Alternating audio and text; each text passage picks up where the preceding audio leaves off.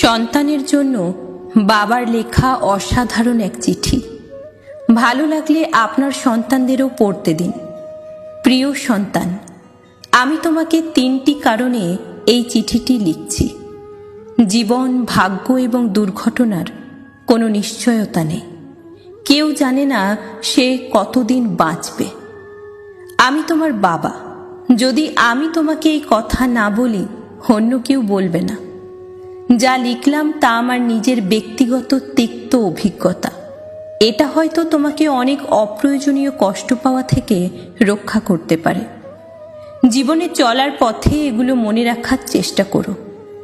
যারা তোমার প্রতি সদয় ছিল না, তাদের উপর অসন্তোষ পুষে রেখো না। কারণ তোমার মা এবং আমি ছাড়া তোমার প্রতি সুবিচার করা কারো দায়িত্বের মধ্যে পড়ে না।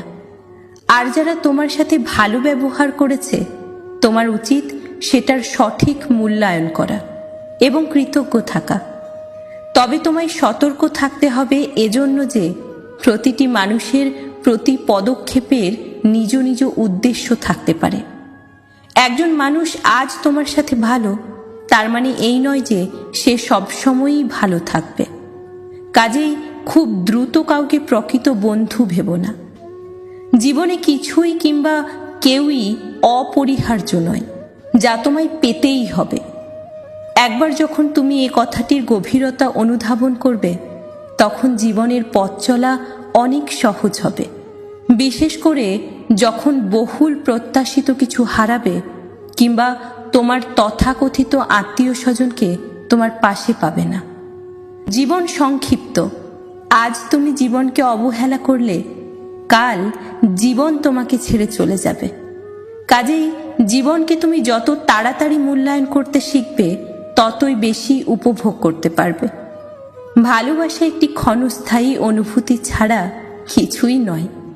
মানুষের মেজাজ আর সময়ের সাথে সাথে এই অনুভূতি বিবর্ণ হবে। যদি তোমার তথাকথিত কাছের মানুষ তোমাকে ছেড়ে চলে যায়, ধৈর্য ধরো। সময় তোমার সব ব্যথা বিষণ্ণতাকে ধুয়ে মুছে দেবে। কখনো প্রেম ভালোবাসার মিষ্টতা এবং সৌন্দর্যকে নিয়ে বাড়াবাড়ি করবে না। আবার ভালোবাসা হারিয়ে বিষণ্ণতায়ও অতিরঞ্জিত হবে না। অনেক সফল লোক আছেন যাদের হয়তো উচ্চশিক্ষা ছিল না। এর অর্থ এই নয় যে তুমিও কঠোর পরিশ্রম বা শিক্ষালাভ ছাড়াই সফল হতে পারবে। তুমি যতটুকু জ্ঞানী অর্জন করো না কেন, তাই হলো তোমার জীবনের অস্ত্র। কেউ ছেঁড়া কাঁথা থেকে লাখ টাকার অধিকারী হতেই পারে, তবে এজন্য তাকে অবশ্যই পরিশ্রম করতে হবে। আমি আশা করি না যে আমার বার্ধক্যে তুমি আমাকে আর্থিক সহায়তা দেবে। আবার আমিও তোমার সারা জীবন ধরে তোমাকে অর্থ সহায়তা দিয়ে যাব না। যখনই তুমি প্রাপ্তবয়স্ক হবে, তখনই বাবা হিসাবে আমার অর্থ সহায়তা দেবার দিন শেষ। তারপর তোমাকেই সিদ্ধান্ত নিতে হবে, তুমি কি পাবলিক পরিবহনে যাতায়াত করবে নাকি নিজস্ব লিমুনিজ হাঁকাবে, গরিব থাকবে নাকি ধনী হবে। তুমি তোমার কথার মর্যাদা রাখবে, কিন্তু অন্যদের কাছে তা আশা করো না। মানুষের সাথে ভালো আচরণ করবে, তবে অন্যরাও তোমার সাথে ভালো থাকবে তা প্রত্যাশা করবে না। যদি তুমি এটি না বুঝতে পারো, তবে শুধু অপ্রয়োজনীয় যন্ত্রণাই পাবে। আমি অনেক বছর ধরে লটারি কিনেছি, কিন্তু কখনোই কোনো পুরস্কার পাইনি। তার মানে হলো এই যে যদি তুমি সমৃদ্ধি চাও, তবে কঠোর পরিশ্রম করতে হবে। বিনামূল্যে কোথাও কিছু জুটবে না। তোমার সাথে আমি কতটা সময় থাকবো সেটা কোনো ব্যাপার না, বরং চলো আমরা আমাদের একসাথে কাটানো মুহূর্তগুলো উপভোগ করি, মূল্যায়ন করি। ইতি ভালোবাসা সহ তোমার বাবা।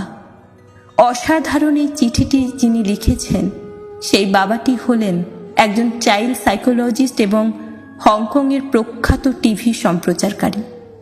তার কথাগুলো বয়োজ্যেষ্ঠ, বয়কনিষ্ঠ, বৃদ্ধ কিংবা তরুণ, শিশু, আমাদের সবার জন্যই প্রযোজ্য।